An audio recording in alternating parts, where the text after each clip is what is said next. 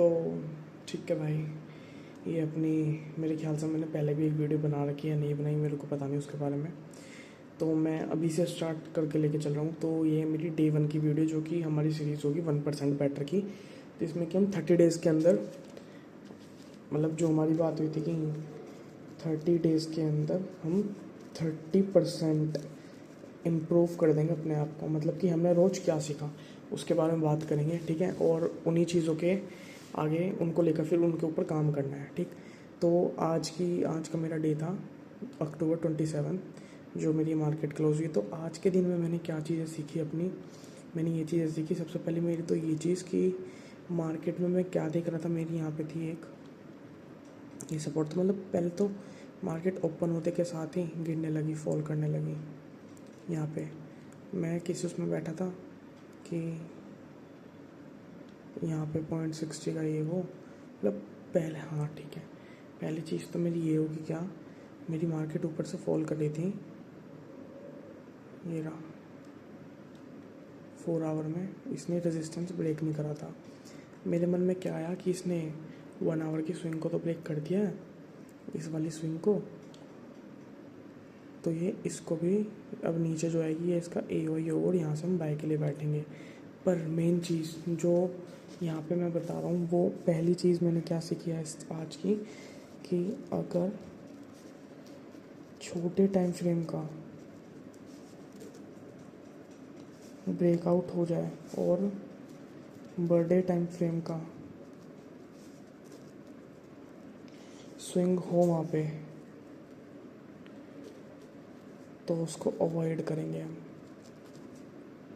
पहली चीज़ हमारी ये हो गई, ठीक है। दूसरी चीज़ क्या है हमारी, दूसरी चीज़ के बारे में क्या बात करनी मेरे को, मार्केट यहाँ पे आई, नीचे आके इसने यहाँ पे सब चीज़ें करी, मतलब 30 मिनट में भी देखेंगे तो मतलब इसने क्या करा, इसने सिर्फ, मुझे 1 आवर की स्विंग से मतलब है कि 1 आवर की स्विंग मेरी ब्रेक हुई या नहीं। 30 मिनट की स्विंग को भी साइड रखो, नहीं हुई तो यहाँ पे नो ट्रेड, नीचे है नीचे है नीचे है, सिंपल सी बात। ये थी मेरी ओपनिंग क्लोजिंग, ठीक है। मेरी मार्केट के यहाँ पे 4 आवर का एक ये वो था इम्पोर्टेंट जोन। मार्केट नीचे आई, नीचे आके इसने 4 घंटे कंसोलिडेशन करी सपोर्ट पे।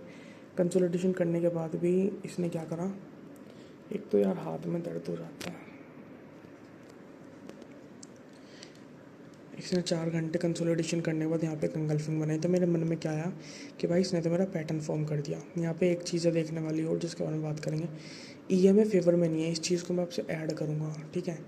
ईएमए फेवर में नहीं है, तो मैंने क्या देखा यार, 4 आवर में तो एंगल्फिंग बन चुकी है, ठीक है। इसको मैं ऊपर रखूँ तो यार ये एंगल्फिंग बन चुकी है और इसने ये पैटर्न भी फॉर्म कर दिया।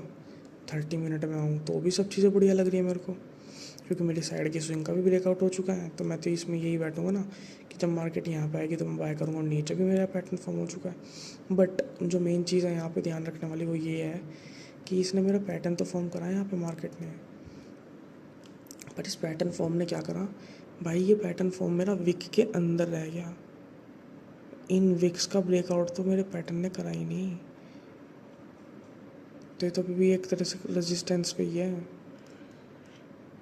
इस विक को भी कैलकुलेट ना करो, इन विक्स के अंदर रह गया है मेरा ब्रेकआउट, इसकी तो कोई वैलिडेशन ही नहीं है।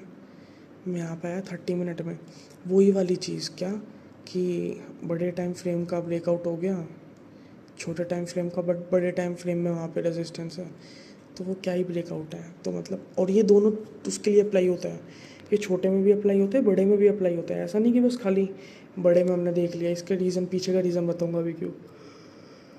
30 मिनट में ये था, अब 30 मिनट में स्विंग का ब्रेकआउट हो चुका है, अब मैं 15 मिनट में आऊँगा। 15 मिनट में भी इसने मेरा काइंड ऑफ स्विंग का ब्रेकआउट यहाँ पे कर दिया। पर लेकिन जब मैं 5 मिनट में आऊँगा तो यहाँ पे मेरी स्विंग का ब्रेकआउट हुआ ही नहीं। ये रहा, एक तो फ़ोन कहाँ भग जाता है, 5 मिनट में मेरी स्विंग का ब्रेकआउट हुआ ही नहीं। कुल मिला के बात ये है कि यहाँ पे जो चीज़ समझ आई, इसको हम अवॉइड इसलिए करेंगे क्योंकि एक तो डायरेक्ट यहाँ पे उठी है, सिंगल लेग है इसका, ठीक है, पहली चीज़। दूसरी चीज़, 30 मिनट में अगर ये यहाँ पे उठी भी है तो इसने विक्स के अंदर ब्रेकआउट दिया, इस चीज़ को हम अवॉइड करेंगे। तो दूसरी लर्निंग मेरी ये थी कि पैटर्न फॉर्म हो जाए, कुछ भी हो जाए, तो हम अवॉइड क्यों करेंगे। और तीसरी लर्निंग मेरी आज की ये है कि मतलब एक तो ये देखूंगा कि इसने इतनी बेरिश होके भी इसका ब्रेकआउट नहीं दिया लेवल का। 4 आवर में इसने यहाँ पे एक डोजी एक इसके अंदर ये क्लोजिंग दी है, वो तो खैर बाद में देखेंगे हम। तीसरी चीज़ मेरी ये थी कि जब भी मेरी मार्केट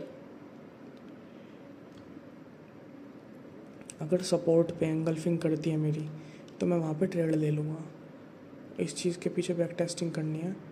ये रहा 1:2 की इजीली ट्रेड होने को ही 1:3 यहाँ तक की ट्रेड थी मेरी, इसने दे दिया पूरा टीपी। और लेकिन हम फालतू में क्यों इसको वो इतना एग्जैक्चुरेट करें कि हाँ भाई ये हो गया वो हो गया। तो 1:2। तो इसमें दूसरी चीज़ लिखी मैंने, दूसरी चीज़ क्या थी कि fake breakout of pattern inside wicks. तीसरा EMA फेवर में नहीं था।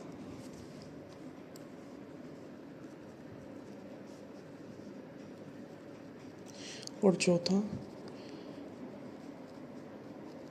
पैटर्न तो अवॉइड ही करना है खैर मुझे, ऊपर वाला तो, कि अगर सपोर्ट पे आके मार्केट मेरी एंगल्फिंग करे तो वहाँ से हम ट्रेड ले सकते हैं 1:2 की।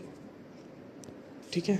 और तीसरी चीज़ मैंने जो भी यहाँ पे देखी थी, वो तीसरी चीज़ ये थी कि जैसी मार्केट ने जब मेरा इसका ब्रेकआउट दे दिया स्विंग का, मैंने यहाँ पे क्या नोटिस करा, फिब लगाई, जैसी मार्केट एंगल्फिंग करती है तुम्हारी 30 मिनट में, इसने यहाँ इसकी एंगल्फिंग करी, इसने काइंड ऑफ ये पैटर्न भी फॉर्म कर दिया, इसकी नेकलाइन टेस्ट कर दी। 1 आवर में साफ साफ एंगल्फिंग है ये रही।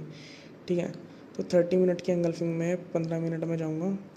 15 मिनट में यहाँ पे मैंने देख लिया कि इस एंगल्फिंग ने मेरी स्विंग को ब्रेक कर दिया है, तो मैं यहाँ पे बैठ के ट्रेड ले सकता हूँ।